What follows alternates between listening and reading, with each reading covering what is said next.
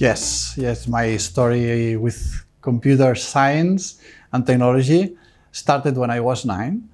I remember it started in a computer science camp where I started developing with a programming language called Logo, moving a physical turtle on the floor and drawing some geometrical figures on a paper.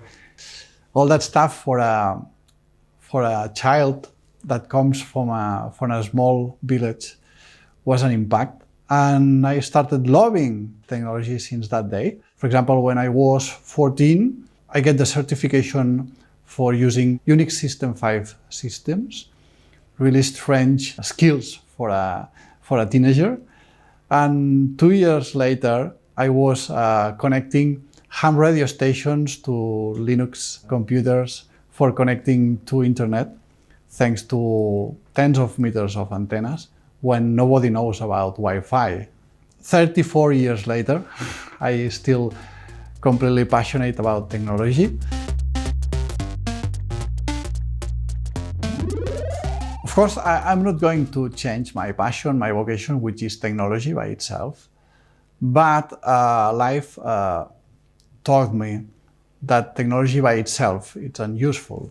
Technology makes sense because you have any kind of purpose. I remember perfectly that time 2 years ago when I was in my company, spending all my time with technical teams, trying to get successful with our product. I had the chance to go out for giving some classes, for giving some public speech, and I found I could help more people doing that stuff than in my company. That small things that bring me to change the direction of my life. I mean, I keep on doing technical stuff. Currently, this is most of my hobby time is involved on technical stuff. But spread, disseminate, help, teach, train people is something that I love much more than creating technology by itself. So I get more satisfaction helping people to realize or to convert in reality their dreams than doing my dreams by myself. Because at the end of the day, I know I can get what I want with technology because I did that at least last 20 years. But the real challenge is, how can I help more people? How can I help people to do the same with their dreams using technology? So my change is stop doing technology by myself, help other people do technology by themselves.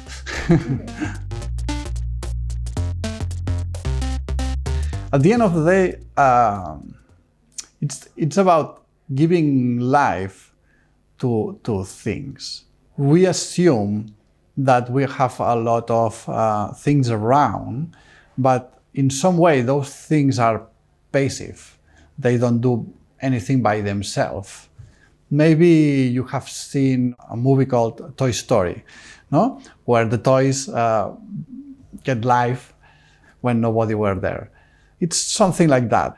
We have a lot of things around us with a lot of information relevant for us or that could be useful for us in some way. So IoT is do that. So you have regular things and you add a new layer of information that allow that thing, that enable that thing to give us an extra value.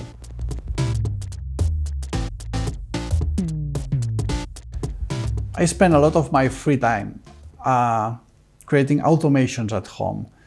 I started solving, let me say, some funny things. Let me share one of them with you because it's very singular.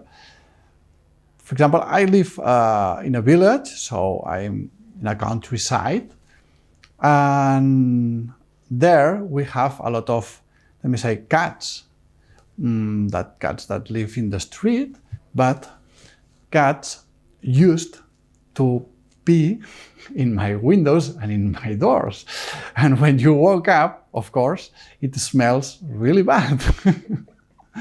So it was one of the first challenges that I solved using IoT. What I did is create a fence, a virtual or hidden fence of infrared lights and laser lights around home for detecting people and animals and pets.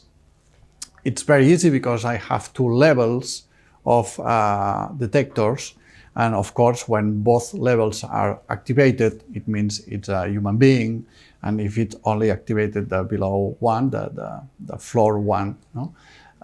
It's a pet.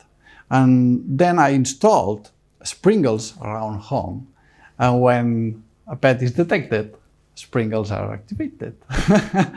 And just doing that fun thing for a year and a half, more or less, everything changed. Those pets understood it's not convenient for them to walk around that home.